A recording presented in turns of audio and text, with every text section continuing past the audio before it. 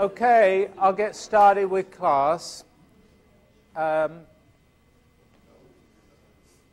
Last couple of classes, we've been talking about wave properties, specifically talking about interference, which is a wave property, and diffraction, which is a wave property. In today's class, we're going to continue talking about wave properties. We're going to talk more about interference, diffraction, in the context of what's known as the Michelson-Morley interferometer, or the Michelson interferometer.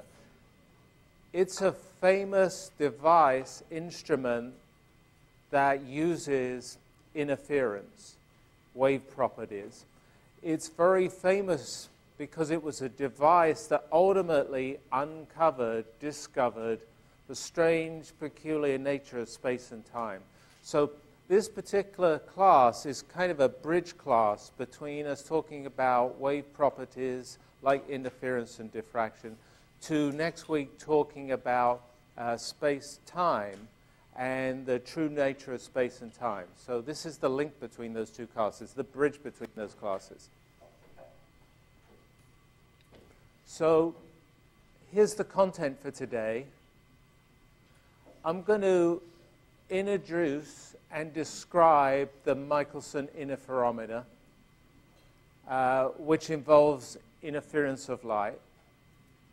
We're going to look at some applications of the Michelson interferometer involving the interference of light. We're going to look at applications to the measurement of wavelengths of light, actually very precise measurements of wavelength of light. We're going to look at applications to the measurement of very small distances, very small thicknesses. And again, it's a way of measuring very precisely very small distances or thicknesses. Then we'll finally turn to the application of the interferometer to the discovery of a medium that scientists believed in over 100 years ago. It's a medium that's called ether. And we'll realize that the experiments to detect and look at the properties of the ether actually ended up disproving the existence of the ether. So that'll be our final topic.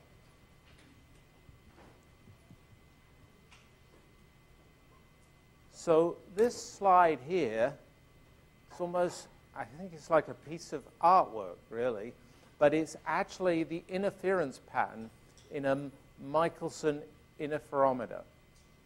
So this pattern of red, bright, and dark, the black bands, is an interference pattern in a Michelson interferometer. Each of these red rings, and there's many concentric rings here, you see, is constructive interference of light, and each of the dark bands is destructive interference of light. And this is a pattern that's produced by a Michelson interferometer. So here's Michelson. Just to let you know, he was the first US scientist to win a Nobel Prize in physics. He was the person that developed this Michelson interferometer. He was the person that used it to try and measure the speed of light. He was the person that discovered strange things about the speed of light and ultimately about space and time. So that's the reason he got the Nobel Prize for a device, an instrument, because of the role of the device and instrument in his work in discovering the nature of space and time. Okay, so the whole thing is based on, the whole instrument, the whole interferometer is based on interference and constructive and destructive interference. So I'm just showing you these two slides again. Here's constructive interference when waves coalesce, blend, combine, collide with one another, where the phase difference between the waves is 0 degrees. They're at the same location in a cycle of a wave. Then you get large constructive interference. And then the other important case is when waves blend or combine or coalesce or collide where there's 180 degrees phase difference between the two waves. That means that there are opposite phases in the cycle, 1/2 a cycle apart. And in that case, when the waves superimposed, you get destructive interference, and that's the example here. So what the Michelson-Morley, Michelson interferometer, I keep saying Michelson-Morley, because Michelson-Morley is an experiment, and Michelson interferometer is a device. So I've trained myself to always say Morley after Michelson, like some sort of dog. And I'm trying not to do it now, because it's just a Michelson interferometer. Okay. So what it does is split a beam of light into two halves, into two parts. And then what it does is recombine those two halves of the beam of light, those two parts of the beam of light, recombines them back together. And that exhibits an interference pattern associated with the superposition of those two recombined beams of light.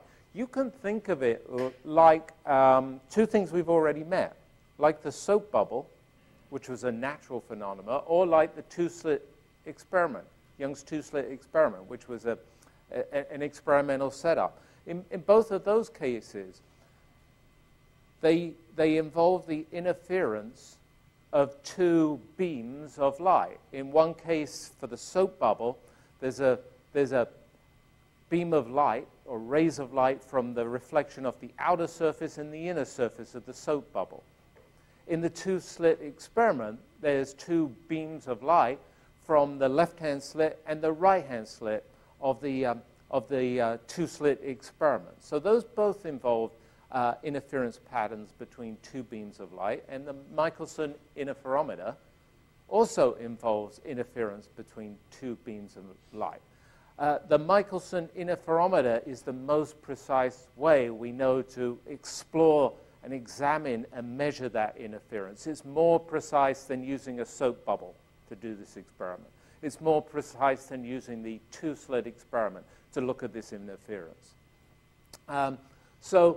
With the interferometer, what we'll see today is that you can measure very, very, very, very, very precisely wavelengths of light, and you can measure very, very, very, very precisely the lengths of things that are tiny, like a bacterium or something like that.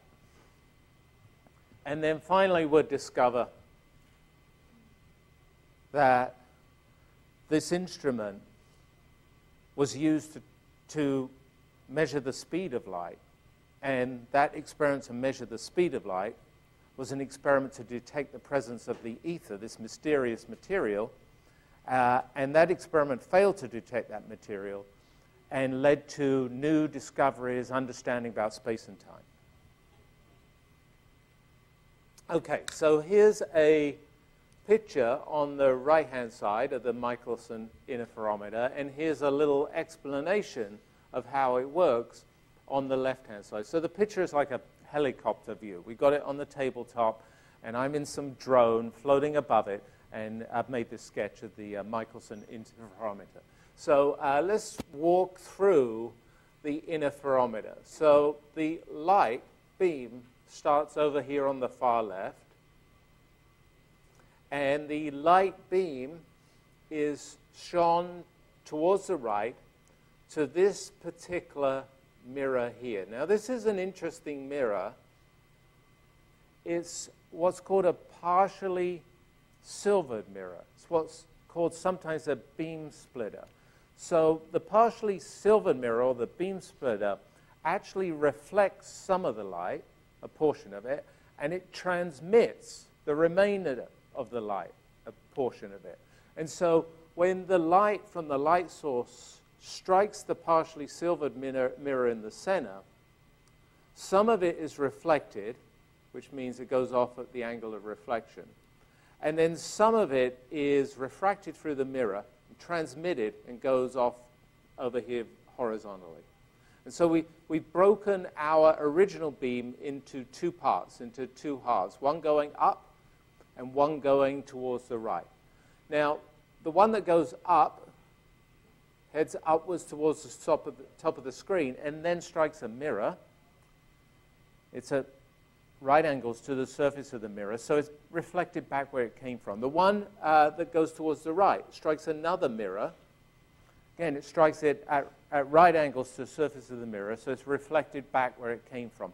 On this diagram here, this mirror upstairs here is labeled M1, and this one's labeled M2 just to distinguish them. In a Michelson interferometer, one of the mirrors is adjustable, and one of the mirrors is fixed. So this one here, in this interferometer, you can move it to and fro, up and down in this sketch.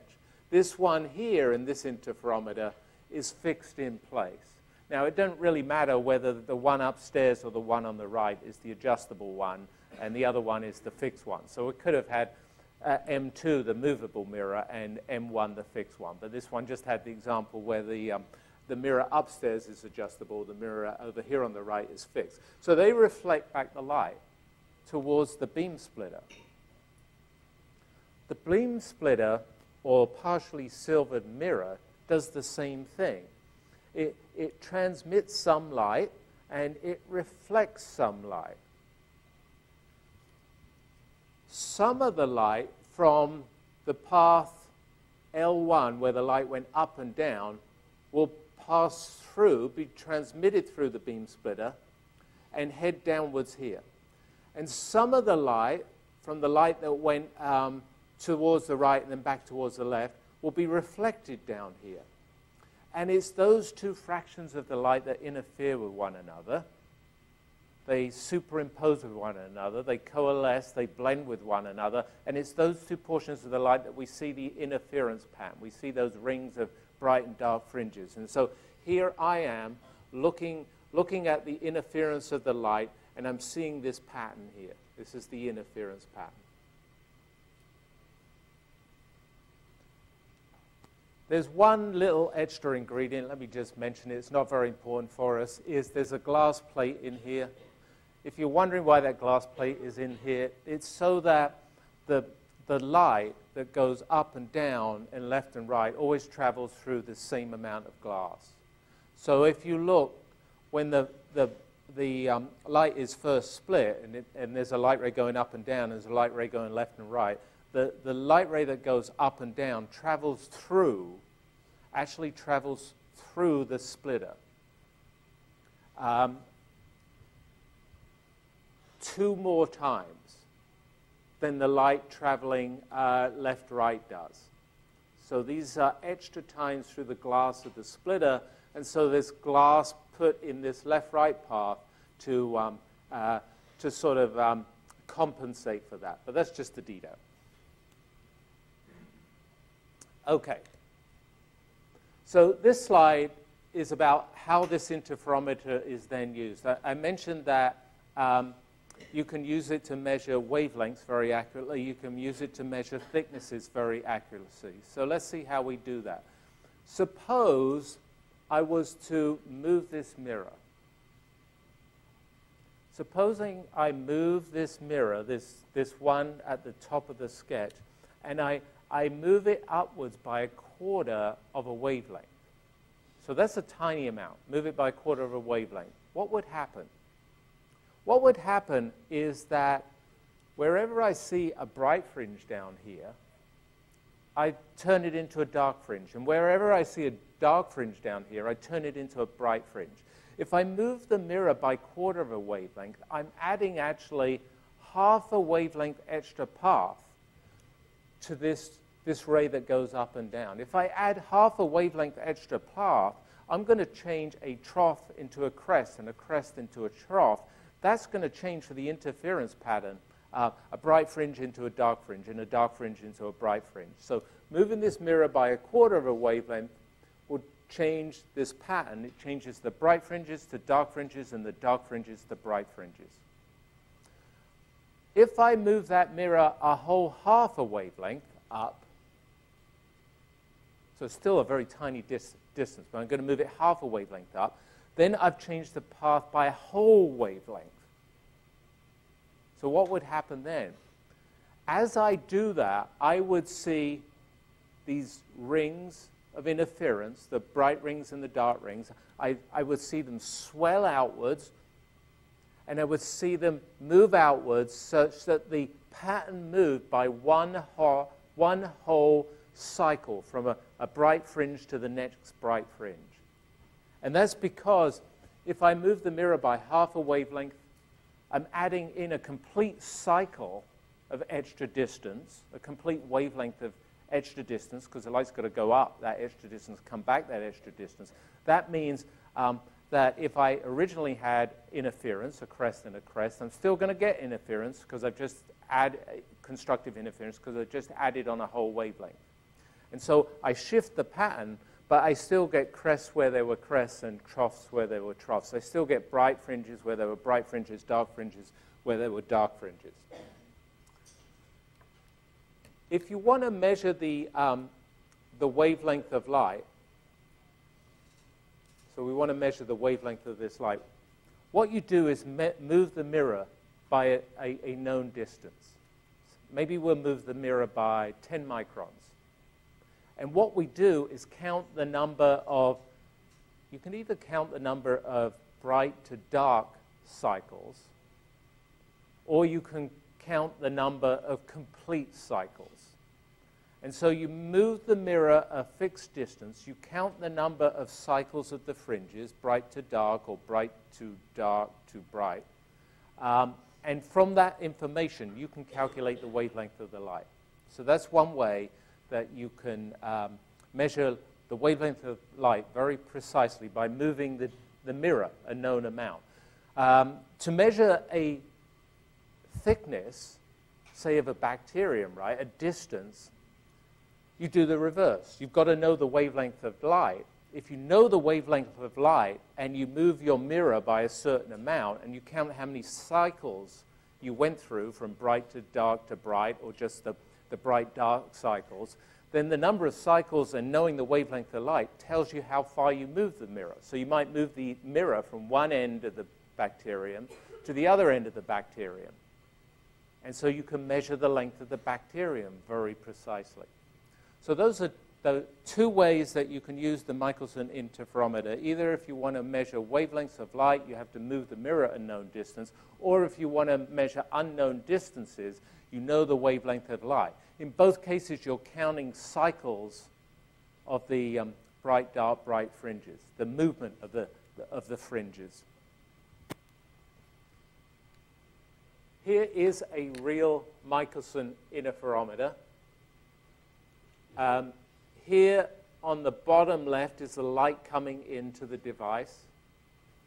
This in the center here, labeled M, this is this special partially silvered mirror, this special beam splitter, this special device that both reflects and transmits. Will reflect sort of half the incident beam, will transmit half the incident beam. So you see half of the beam is reflected over here towards the left, this little arrow. Half of the beam is transmitted upwards here towards the right. And the reflected beam and the transmitted beam then strike mirrors, M1 and M2 again, that are perpendicular to the reflected and the transmitted beam, sends the light back where it came from, and then that light, some of that light, either is transmitted through the beam splitter or is reflected off the beam splitter and is combined together, is superimposed together, and this is where you see the interference pattern. So here's where you put the light in on the bottom left. Here's where you're getting the interference pattern out on the bottom right. One of these mirrors is again going to be adjustable, and in this particular case, unlike the diagram, right, this is the adjustable mirror M2. Here's the screws to adjust it, and M1 in this case is fixed. Okay, let me show you a video.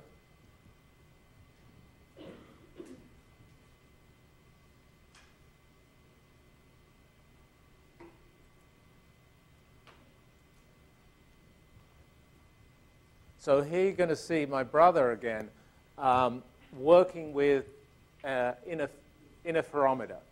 So this is the Michelson interferometer. This is the laser that's going to produce the light. In the center is the beam splitter. Here's an adjustable mirror. It's called a movable mirror, but this is going to be a fixed mirror here. And what we're going to do is measure the wavelength of light in this video. So look, here's the interference pattern, and I'm moving the adjustable mirror here. And look what's happening.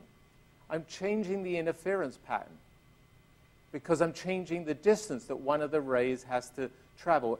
Every time I move the mirror by half a wavelength, I go through one complete cycle from bright to dark to bright. And so that's what I'm going to do here. To be careful, I'm going to mark the distance between two bright fringes, say, or two dark fringes with these little bits of tape. And then if you want to measure the wavelength of light or the distance, you just count these fringes. Here, one went through there, another one went through, and so on and so forth. And by counting the fringes, you can determine the wavelength of light if you knew how much you moved the mirror, or by counting the fringes, you can determine the amount that you moved the mirror if you knew the wavelength of light.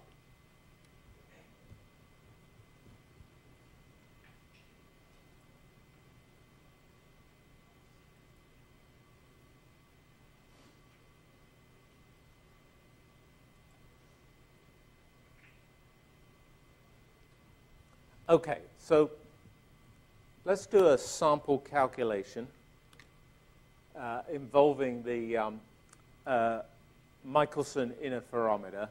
This example is where we want to measure a wavelength of light. We want to measure the wavelength of the light rays we're shining on the interferometer, which means that we've got to know the distance that we move the movable mirror. And in both cases, how you use the interferometer, you've got to count the number of cycles of fringe shifts. So in this particular case, we're told that we displace the mirror by 382 microns. So that's not very much. It's it's about a third of a millimeter, but that's how much we move the mirror. So we've added twice that onto the path that one of the rays takes. And when we did that, we saw 3,400. This is a lot to count. Can't believe I did it. 3,400 bright to dark shifts occur. Here's a reminder from Michelson. He must have made this mistake. There's two ways you can count the shifting pattern. You can count the shifting pattern as complete cycles, right?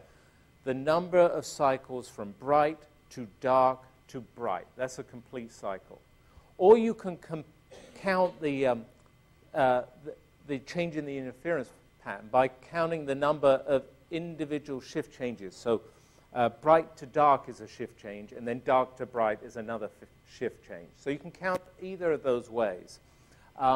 If you're counting just the number of changes from dark to bright, then each time you see that change, you've moved the mirror by a quarter of a wavelength. If you're counting the number of changes from dark to bright to dark, then you've moved the mirror by half a wavelength. So when you go a complete cycle, dark, bright, dark, that's twice as much as if you just go half a cycle, dark to bright or bright to dark. Okay, let me solve that here.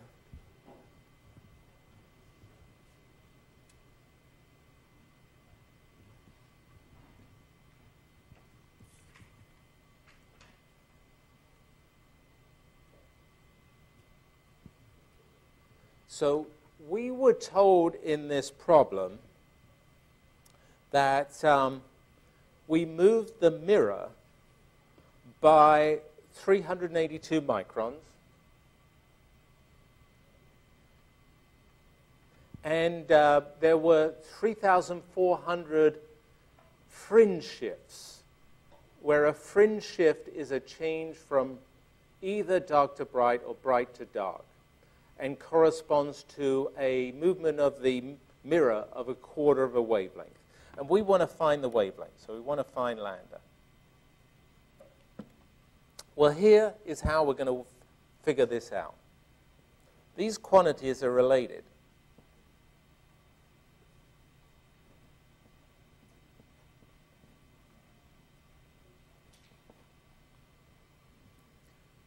D, over here on the left, is the amount that we move the mirror.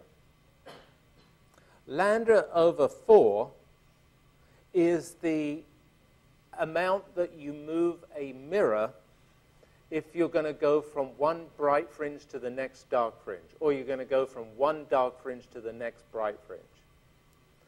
We move the mirror 3,400 of those shifts. So this n is the 3,400. And so this little equation here that I've really made for myself, I constructed, built for myself, based on the understanding that when I move the mirror, I'm shifting the path that the light has to take. And if I move the mirror by quarter of a wavelength, I'm going to change from a bright fringe to a dark fringe, or vice versa. I've made it from that understanding. If I think of it just as an equation, it contains the wavelength that I want to figure out. So that's the lambda. And the other quantities, the distance I move the mirror, the number of fringe shifts, and this factor of 4 are all known to me. So all I got to do is rearrange that equation relating the wavelength and the distance the mirror was moved and the number of fringe shifts. And if I plug in the numbers, so it's going to be 4 times 382 microns. I'll put that in meters, say, divided by the number n. So that's 3,400 shifts. I put everything in nanometers. So I ended up with 449 nanometers as the wavelength of light. That's fairly short visible light, so that's kind of bluey-violet visible light, and that's what we've just measured with the Michelson interferometer. Because you can count the fringe shifts very accurately, so we counted 3,400 fringe shifts, and I could probably measure a shift to some small fraction of a fringe shift. Maybe I could measure it to 1/10 of a fringe shift or something like that. You can measure, it means that you know that number, 3,400, really rather accurately, which means you can measure the wavelength really rather accurately. I could have done this whole calculation, right, in another way. I could have said, well, look, I've moved the mirror by 382 microns. I had 1,700 complete cycles. So this is the number of cycles from bright to dark to bright. It's half the number of individual shifts from bright to dark or dark to bright. And I could have calculated the wavelength this way. If I was to do it this way, right, the relationship I would use between the amount I move the mirror and the number of complete fringe cycles would be the following. Lambda over 2 is the amount you move the mirror to make one complete fringe shift cycle from bright to dark to bright. N is the number of those cycles I observed, and then D is the distance in micrometers or whatever that I moved the mirror. So I could have done the calculation this way. If I had done that and I rearranged for lambda, then I've got, again, I've just got this time 2D over n. But now my distance I move the mirror is 382 microns, but my n is now the number of complete cycles. It's half what it was before, so I put in 1,700. Of course, I'm going to get the same number out here. So you can do this calculation either way, whatever way you prefer. Okay.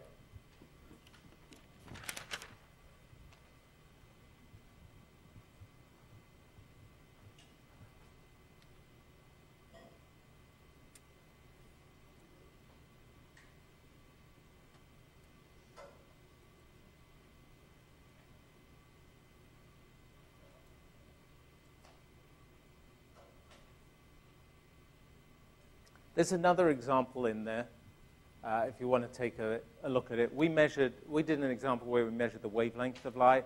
There's a very similar example where you measure the length of a bacterium. So you measure a distance or a thickness, knowing the wavelength of light. But it's really the same type of calculation. Okay, I got a quiz question. Let's do this.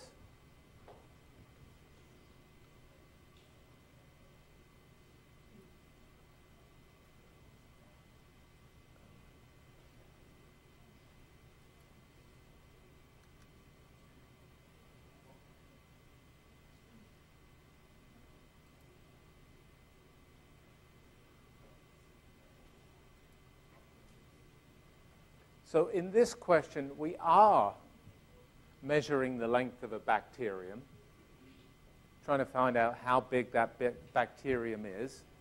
And we're told that, well, originally we measured it with red light. Red light has a long wavelength, relatively long wavelength for visible light. Now we're going to do it with blue light. Blue light has a short wavelength, a relatively short wavelength for visible light. So we're changing the wavelength of light. If we're measuring the length of the same bacterium, do we expect to see the same number of fringe cycles or fringe shifts? Do we expect to see more? Do we expect to see less? So I'll give you another minute or so to think about that, and then we'll move on.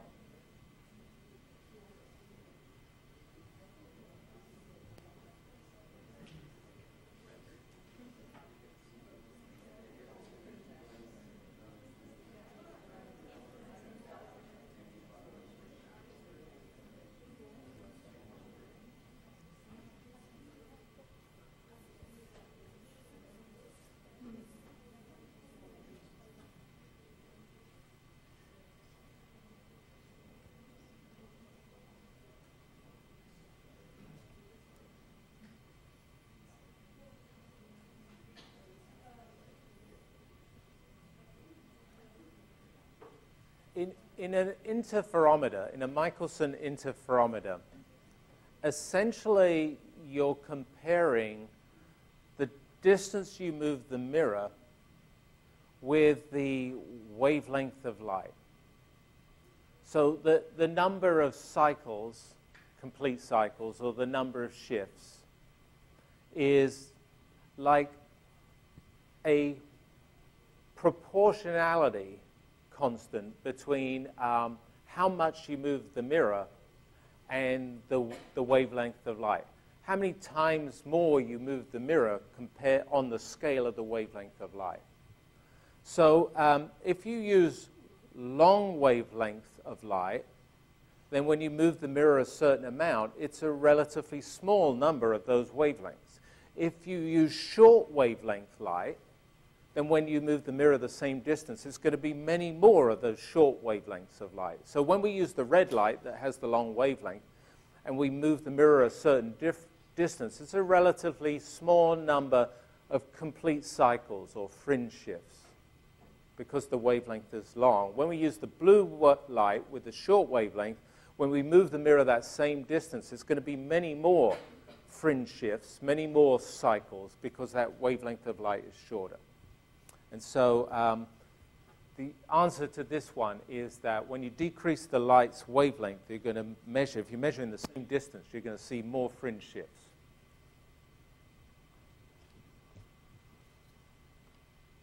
Okay, so let's move on. Michelson wouldn't have got Nobel Prize if he had just measured the length of a bacterium, obviously. Or if he had just measured very precisely the wavelength of blue light. That would be mildly interesting and I'm sure fascinating if you're a light expert, but he wouldn't have got a Nobel Prize for that. What he got a Nobel Prize for is, this is why I say Michelson and Morley all the time, the Michelson-Morley experiment. These guys try to use the instrument to detect this mysterious material, this mystical, magical material of the 1800s called ether.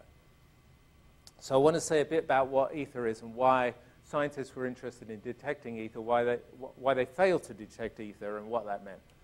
So think back about, well, maybe a few weeks in this course, just before test 2, this was the culmination of our work on electromagnetic theory. We discovered that electromagnetic theory predicts a wave of electromagnetism, a wave of electric and magnetic fields.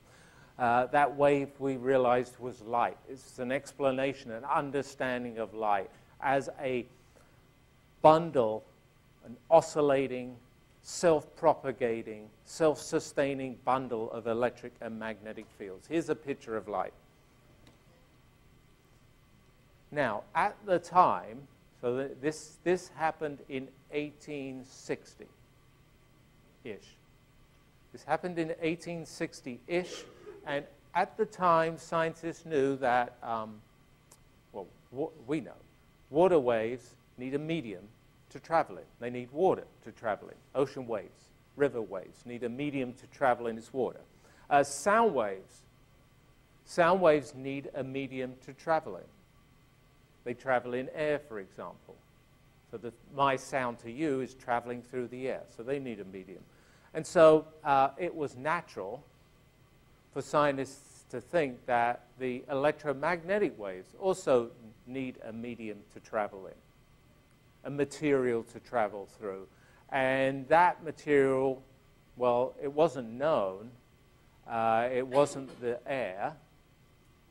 Light doesn't need air to travel through. It wasn't water. Light doesn't need water to travel through. It was given the name ether, this mysterious, magical, whatever, ether. And so that there was a big effort, big scientific effort, to detect the ether, find the properties of the ether, understand the ether, because it was the mystery that underlay the mechanism, the understanding of light. So when I say that sound needs air to move through, say, or ocean waves, river waves need water to move through, and that light presumably needs some material, ether, to move in. What I'm saying is that, sound waves, as I'm sure you know, are vibrations in the air. Water waves are vibrations in ocean waves, are vibrations in seawater. Likewise, the idea was that electromagnetic waves, light, was vibrations in the ether. And so the air, the water, the ether is what is vibrating in sound waves, water waves, light waves. Now, for sound and for water waves, the velocity of the sound waves and the water waves are kind of everyday velocities. They're sort of on the scales of meters per second is water waves, typically, and hundreds of meters per second is sound waves. And meters per second and hundreds of meters per second are speeds or velocities that are kind of everyday speeds and velocities. We can walk at the speed that a water wave travels at. We can drive a car illegally at a speed that a sound wave would travel at. So those are kind of more everyday speeds. But the puzzle with light was that light travels at an incredible speed. So it doesn't travel at a meter per second or 100 meters per second. It travels at 300 million meters per second. So it travels very, very fast.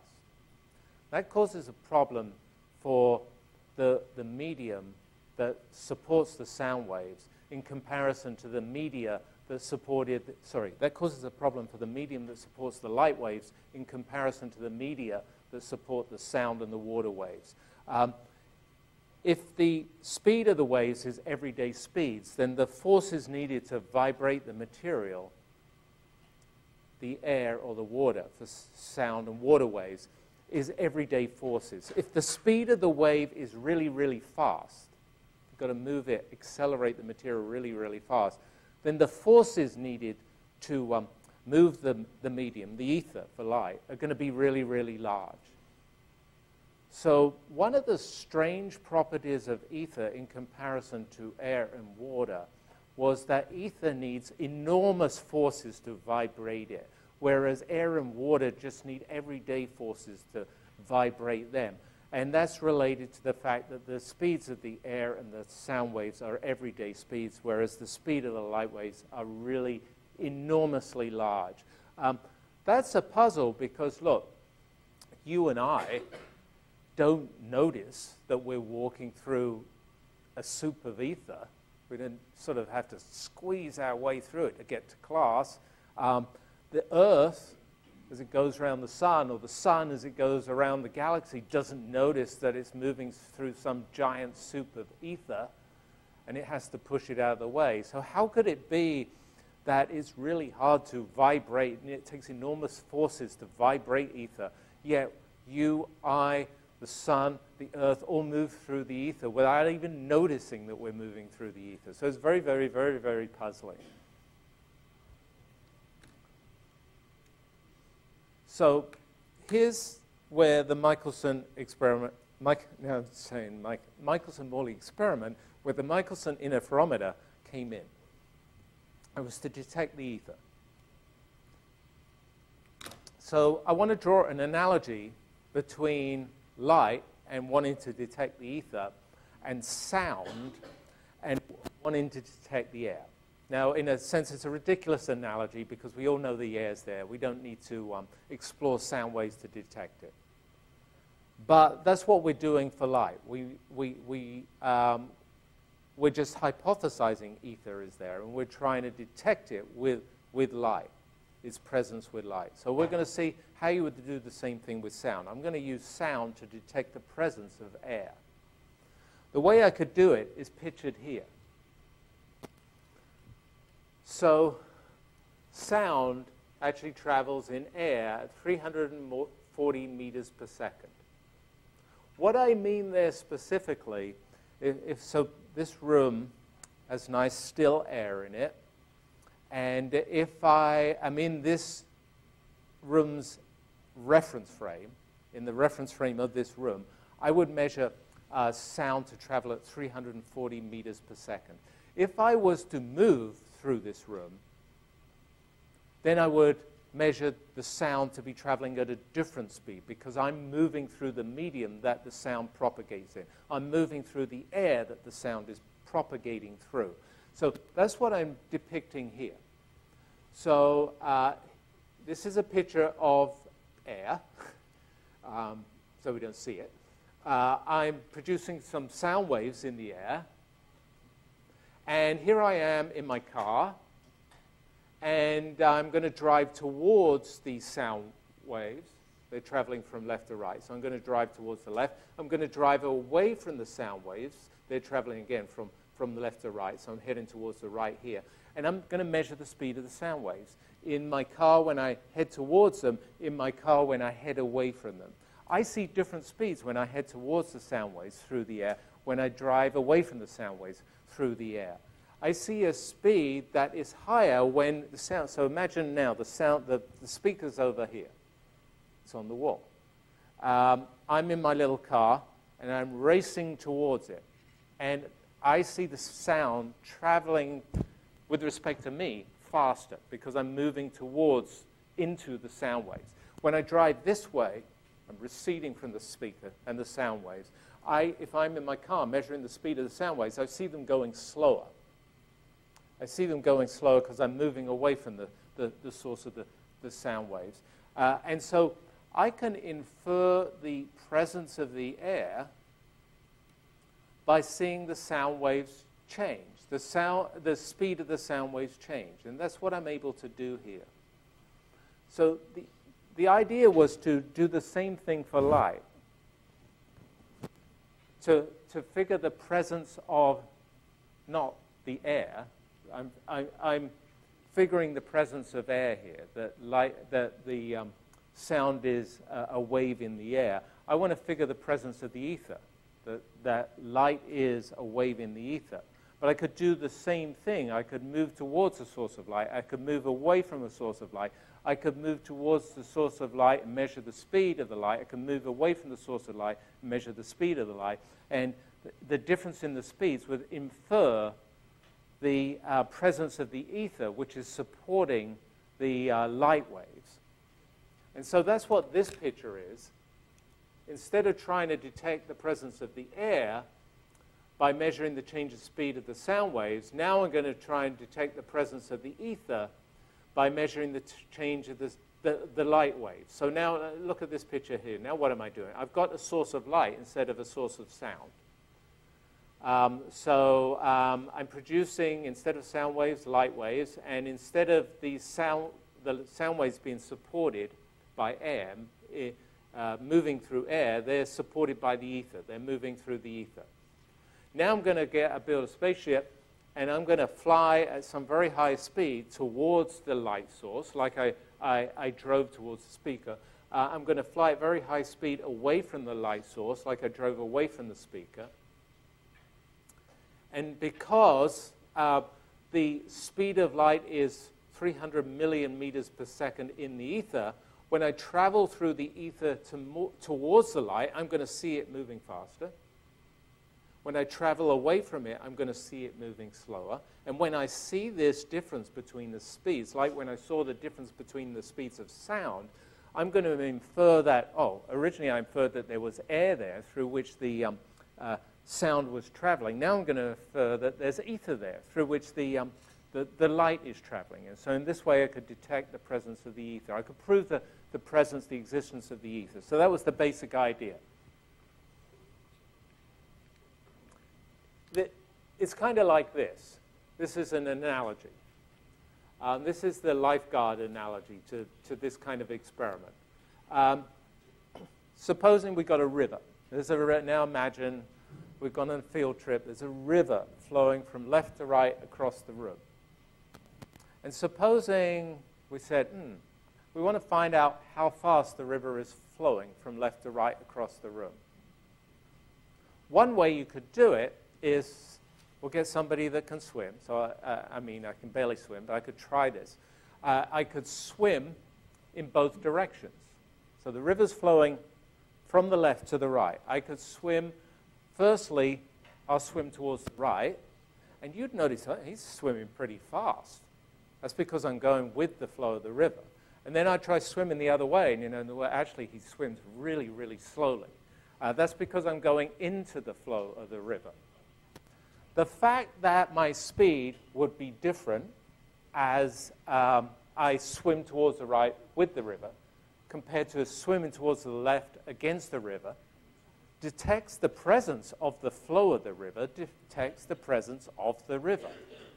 And so us detecting the presence of the air and the motion of sound through the air, and us detecting the presence of the ether and the motion of light through the ether is like us observing the motion of the swimmer and detecting the presence of the river that the swimmer is moving through.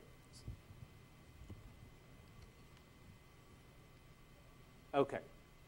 So there's a problem with doing that simple experiment of, so why did he use an interferometer? Why didn't he just set up a flashlight, run towards the flashlight, measure the speed of light, run away from the flashlight, measure the speed of light, and then detect the difference between those speeds and infer the presence of the ether? The reason he didn't do that, or they didn't do that, is because it was, the speed of light is so large, and their motion running backwards and forwards would be so small, it would be too tiny effect to actually observe. The way they did it is with the Michelson interferometer. So this shows you how they did it with the Michelson interferometer. So this first slide is how you could use a sound interferometer, which uses sound waves, and here's a sound interference pattern to detect the motion of sound in air. And so this is the interferometer setup, and this is the interferometer pattern due to sound, not due to light. And if we were to take this, let's put this interferometer, let's put it on wheels, on a bench with wheels. And if we move it towards the source of light, then you see the pattern change. If you move it away from the source of light, you'd see the pattern change. And so that they could see the presence of the air, detect the presence of the air, and determine the speed of light by how much this pattern changed. And so their idea was to do the same kind of thing for, where are we going? Light. Use the Michelson interferometer with light. Now, here's the source of light. Here's the interference pattern, these circular fringes. And now they're going to move their interferometer. They're going to move it to and fro, and they would expect to see a tiny shift in the fringe pattern associated with the motion through the ether. So that's the basic idea. So the whole point there is that, you know, swimming up and down the river, or driving towards the loudspeaker or away from the loudspeaker, or driving towards the flashlight or away from the flashlight in a rocket, it's fine in principle, but it's difficult in practice because the speed of light is so high. We use the interferometer because the interferometer is super, super sensitive. It's very precise at measuring distance. It's very precise at measuring wavelengths. We can detect tiny changes in the speed of light as it travels backwards and forwards between the mirrors using the interferometer. The interferometer basically, in addition to, moving towards the source of light and seeing the, say, moving in the direction of the flow of a river where the swimmer would swim faster, or moving opposite the flow of the river where the swimmer would swim slower. The Michelson-Morley experiment also has these rays that go perpendicular to your motion through the ether, and they sort of calibrate your motion. So if you're traveling perpendicular to the river, across the river, then that doesn't change your speed very much. So that's sort of how it works in a cartoon. Okay, want to focus downstairs here. This is the bottom line of this idea. And the bottom line of this idea is that if you move the Michelson-Morley experiment towards the source of light, away from the source of light, then you're going to see a shift in the pattern of fringes, in the interference pattern. That shift is the delta in the equation on the bottom half of that slide. So it's a number that is the number of fringe shifts. In practice, it's not like 3,400 or 1,700 fringe shifts. It's going to be some small fraction, because it's going to be a tiny effect, because our speeds of moving the instrument are going to be small compared to the speed of light.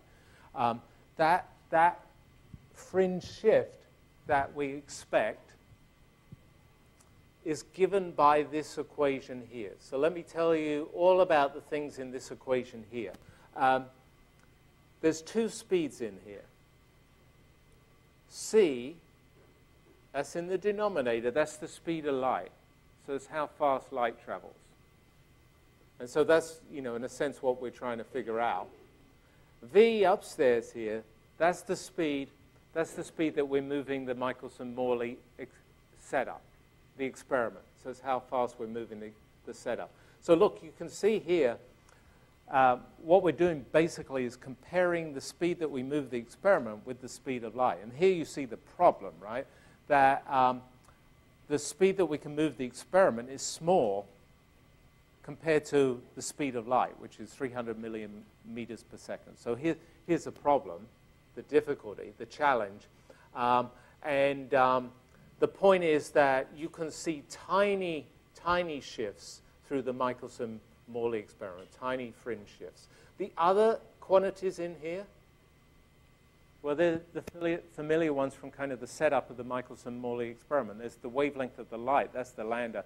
L is the distance to the mirrors, the distance the light has to travel when it goes to top mirror and gets reflected, or the right mirror and gets reflected back. So these are the characteristics of your particular Michelson-Morley experiment. And so they were looking for a fringe shift when they moved the Michelson-Morley experiment towards and away from the speed of light, towards and away from the source of light. And they were going to use this equation then to figure out the speed of light when you travel towards the instrument or away from the instrument. Okay, so the final part of it is they can't just push a cart with the Michelson-Morley experiment on it left and right in the room. Right? They can't push it fast enough to make a measurable effect. What they did was use the fact that their experiment, like they are, like we are, we're all riding on this fantastic sort of merry-go-round, which is the Earth.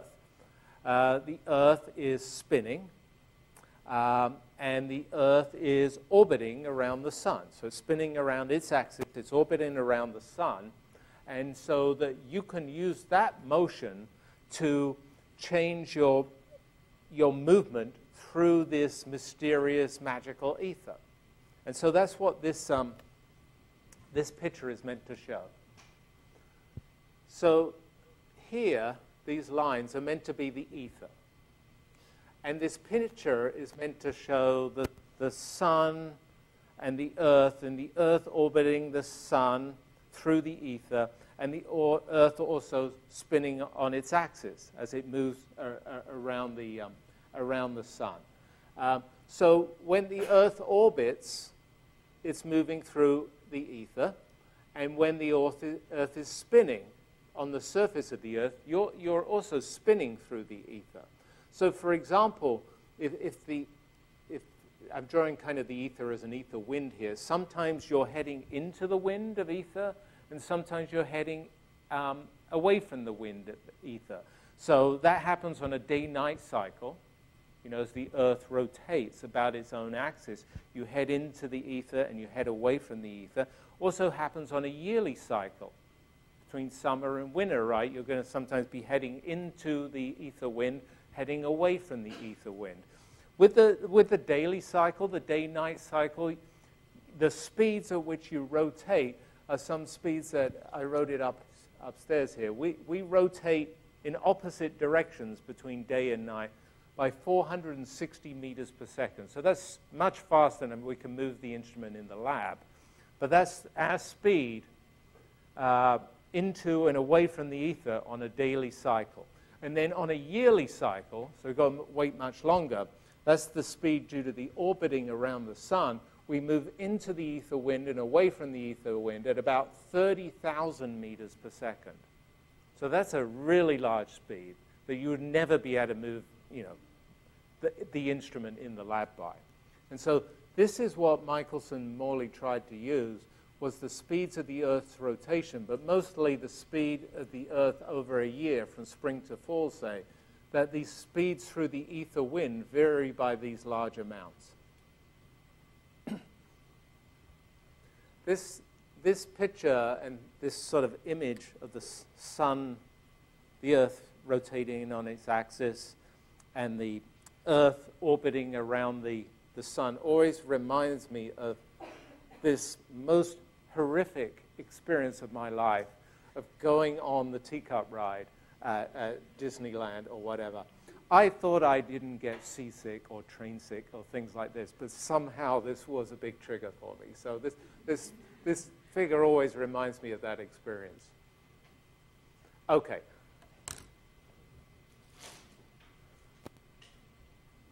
So let's see, and this is an example here, example problem here. In this problem, we're told that the Earth's orbital speed is about, it's about 30 kilometers a second. And what we're going to do is 29.8 kilometers per second. That's at 29,800 meters per second. Let's calculate the fringe shift that we would expect in the Michelson-Morley experiment when we move towards the source of light or away from the source of light at this roughly 30,000 meters per second. And we're going to calculate this fringe shift for an experiment, a Michelson-Morley experiment that has a distance to the mirrors that's 2.4 meters. You want to make this distance pretty big to make your experimental setup sensitive. And it has a wavelength of visible light that was 600 nanometers. So this is sort of a bluish light that we're going to use. And from this information, and from that equation for the fringe shift, we're going to calculate the fringe shift and see if we could detect the motion through the ether.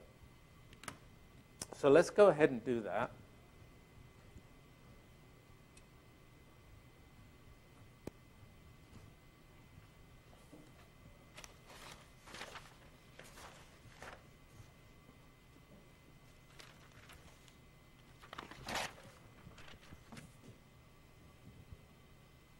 Okay, so here we are, and in the problem, we were told several things. So let me just write them out. We were told the speed of the experiment through the ether. So that was the speed of our motion, orbital motion on Earth, and that was 29.8 times 10 to the 3 meters per second. We were told also some facts about the Michelson-Morley experiment we were using. We were told that the distance to the mirrors is 2.4 meters. These are the two mirrors that reflect the light back from where it came from to build the interference pattern. And we were told that the wavelength of the light was 600 nanometers. It was blue light. So this is the information we were given in the problem. This is a problem that, and the last problem too. There's the rule I always say that always draw a diagram. Always draw a diagram for every physics problem. But there is an exception. The exception is the Michelson-Morley problems. I don't know what diagram really to draw for a Michelson-Morley problem, so I'm not drawing one here. So it's not, I'm saying all this because I don't want you to think, oh, he forgot to draw a diagram. I don't need to remember to draw a diagram on the exam. I'm not drawing a diagram because I don't know one to draw. Anyway, I've written down the information I know, and we're going to calculate delta. Remember, this is the fringe shift, the amount that the fringe pattern moves, the fringe shift. And that fringe shift, we were told, we didn't work it out, I just told you, is the ratio of the distance to the mirrors divided by the wavelength of the light, multiplied by this factor here, which involves two speeds, the speed of the light and the speed of the instrument, through the ether in which the light is traveling. And so this is, what are we imagining to happen here in the Michelson-Morley experiment? Well, they're going to sit in the lab for a year, and they're going to watch this fringe pattern over a year, and they're going to see this amazing thing in the fringe pattern over the duration of the year, and maybe even over the duration of each day. So over the duration of the year, they're going to see that fringe pattern, that sort of artwork of those concentric cycles of circles of bright fringes and dark fringes. They're going to see it swell up and then swell down over a year. Swell up and swell down. They'll see a fringe shift. And if they can see it, measure it really well, maybe even on the length of a day, right, they'll see it swell up and swell down, swell up and swell down. In seeing that, they would be seeing a remarkable thing. They'd be seeing the motion of the Earth either spinning or orbiting through a mysterious material, the ether that supports the light. And by seeing the change in the speed of the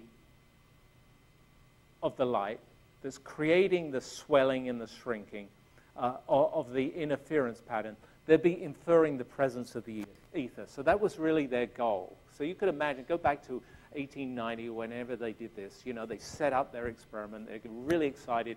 They're going to sit in the lab for a year and watch this. And so they were just waiting there. And they're just waiting and waiting and waiting. And the fringe shift that they expect to see, if I plug in all the numbers here, I won't write them all out because it will take more than the end of the class.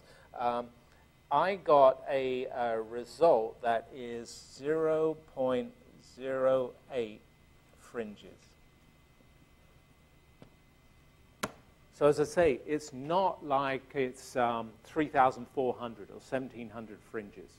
That's what we got when we were measuring the length of the bacterium, or we're trying to figure out the wavelength of light by moving the mirror. It's a tiny number of fringe shifts. It's a fraction of a fringe shift, but it is observable. You could imagine that you could detect whether that fringe pattern, those concentric circles, bright and dark fringes, have moved by roughly 1/10 of a complete cycle. So they could see this. They would be able to see this. They knew that they would be able to see this. They were certain they would be able to see the presence of the ether.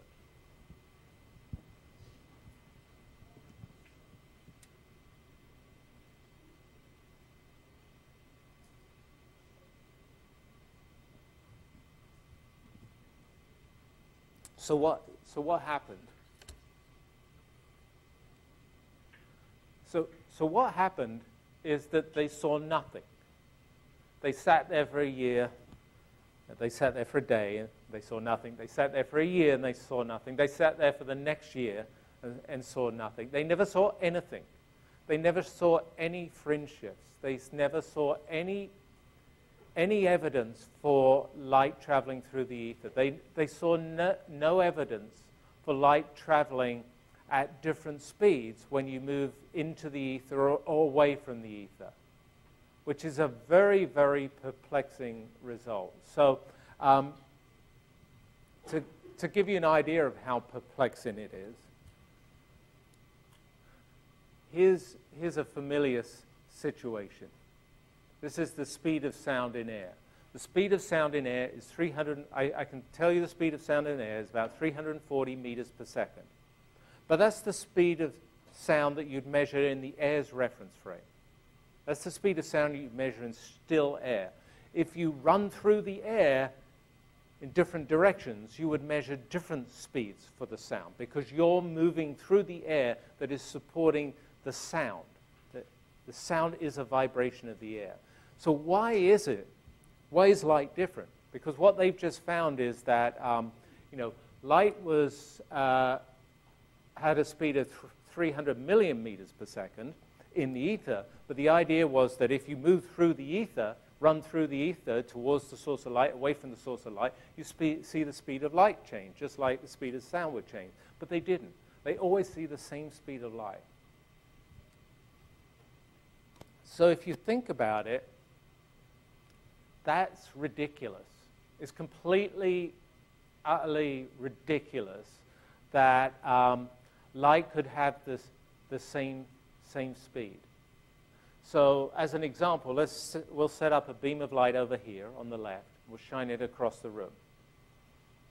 And all of us could run around the room in different directions.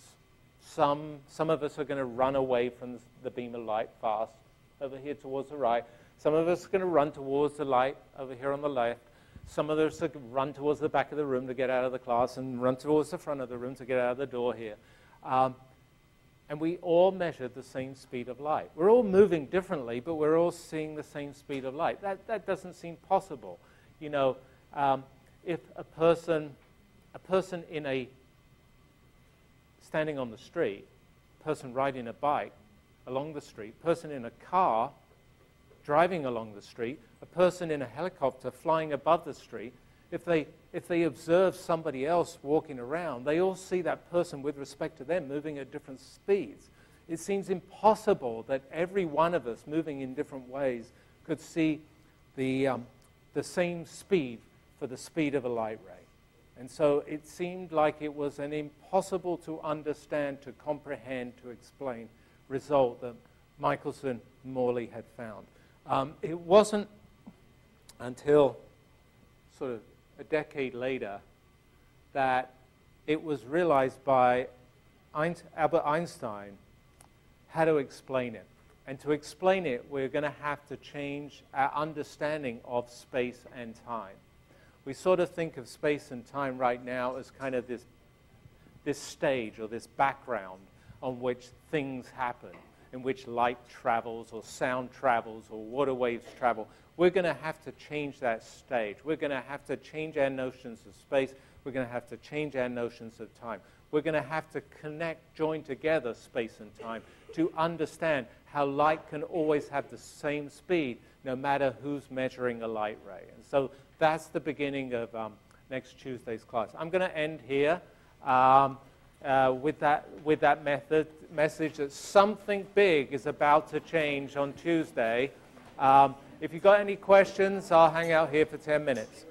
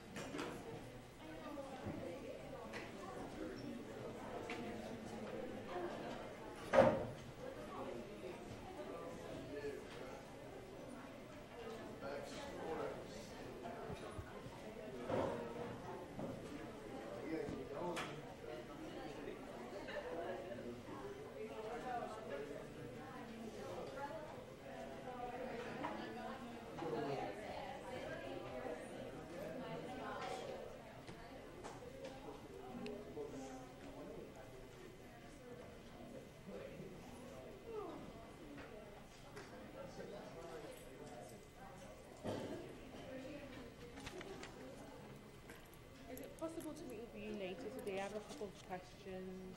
I think from like a couple lectures. Yeah, back. I think that's fine. I become free. I think at certainly by 2 o'clock. By 2 o'clock. Yeah, that's fine because I get out of the lab at 2. Yeah. Okay. Yeah, that works. Yeah, thank you.